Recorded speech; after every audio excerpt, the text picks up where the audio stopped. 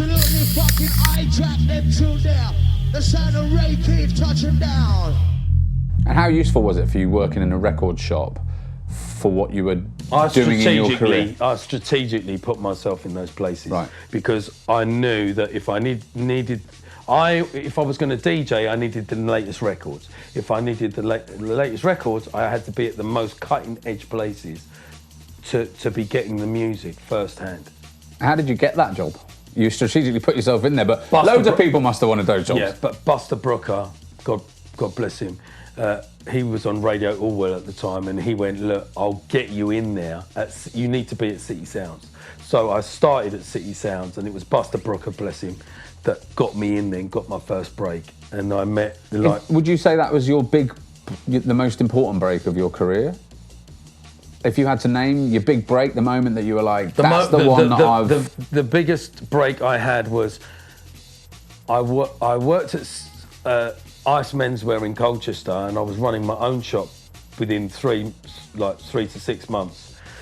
My mate Johnny Holmes got me that job. Then I left there and I went to Ferrucci in Kings Road, and that was just to be in London. That was like, wow. I mean, I was coming all the way from Clacton-on-Sea to Liverpool Street, then another 8 or 12 stops to Kings Road.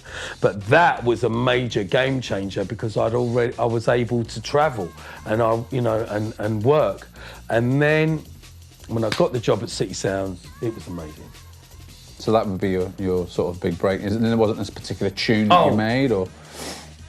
My big break in London was playing at the Crazy Club. Alex P and a guy called James were in Colchester. They were at my friend's house, and he went, you play like Paul Trouble Anderson. I went, who's that?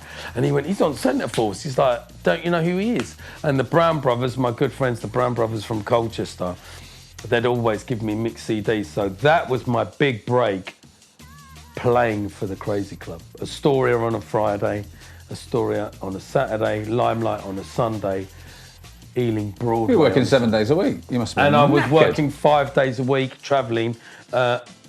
Whether I was working at Kings Road, then City Sounds, then Blackmarket, I always maintained a day job, because I had my first son was born, so I had to put a roof over it. Okay. And how important were those record shops at that time to the scene, to the 90s rave scene, your Blackmarket Records, etc.? It was integral. Why?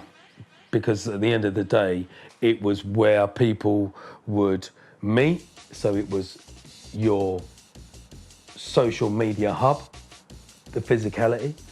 And I would travel around to different shops. From different shops, you'd get to meet different people, you'd get to meet different tunes, and then when you come in the dance, you'd just be shelling, and people would be like, where the fuck did you get that tune from? Because that was it. You wanted to play the latest cutting-edge tune. Well, we've had quite a few questions, actually, that have come in from people about you and Blackmarket Records, because that's how people knew you a lot of the time. So listener Nick asks, was your intimidating persona behind Blackmarket Store a conscious image, or was it just your mood at the time? What were you doing? I just think at the end of the day, if you're going to walk the streets of London, you've got to be able to, which it wasn't intentional, but, you know, people were getting robbed, people were getting mugged, there's guns, there's knives, and I just guessed that.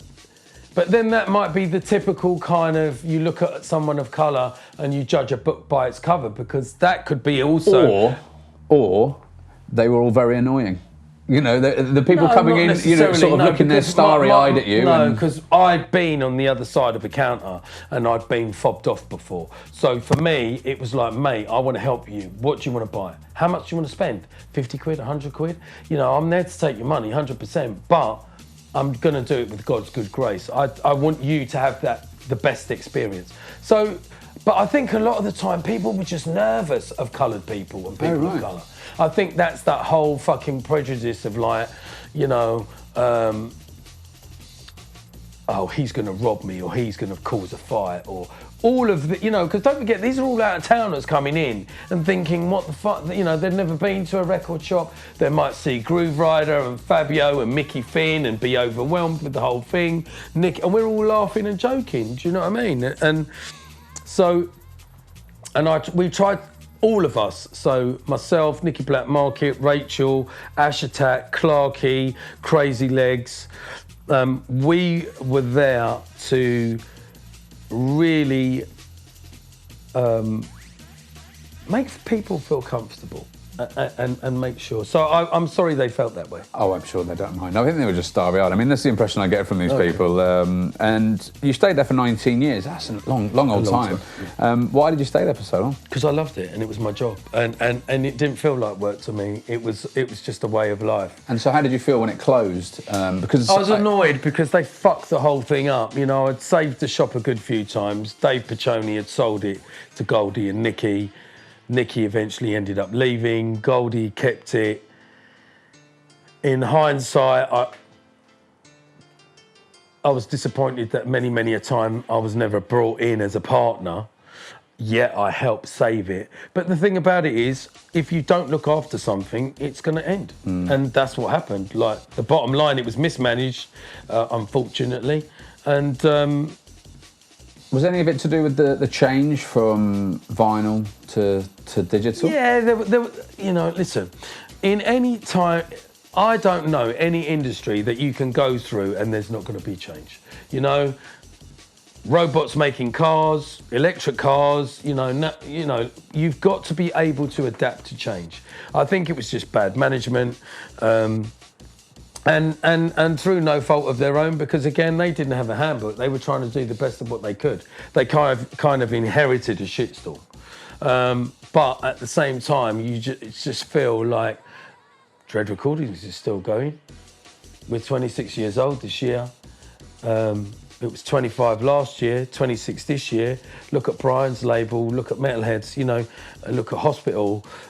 You know, these are just a few labels that are still prolific and still doing what they're doing and putting out good music. So there's no excuse really. If you look after it and you've got the right people around you, it can work. Well, Sanctuary Memories asks, as kids we used to go to London, into Blackmarket and annoy the shit out of Ray and Nicky.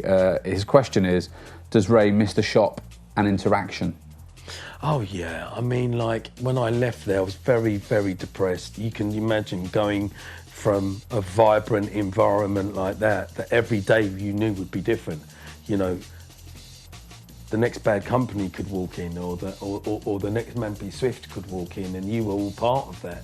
And of course, it was heartbreaking. Like, you know, I miss those days today because I just miss the banter and the laughter. I mean, what an amazing time to grow up. And, you know, like, I made some amazing friends and I love them dearly, you know, like, and the people that we work with, you know, all the DJs and MCs, we grew up together. So, yeah, I mean, it was such a terrible shock, but 19 years but that just shows you the resilience of, you know, most people change jobs every 3 years, right? So it's quite old-fashioned to be somewhere for 19 years, isn't it? That's like a steel worker or a carpenter or a murderer. That's what you get.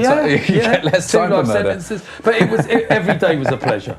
Vinyl sales now on the rise. Do you think we're going to see a comeback, a rebirth of independent record shops because of that? That's been doing it for a little while. It was always going to level out. Look, what you've got to realise is this.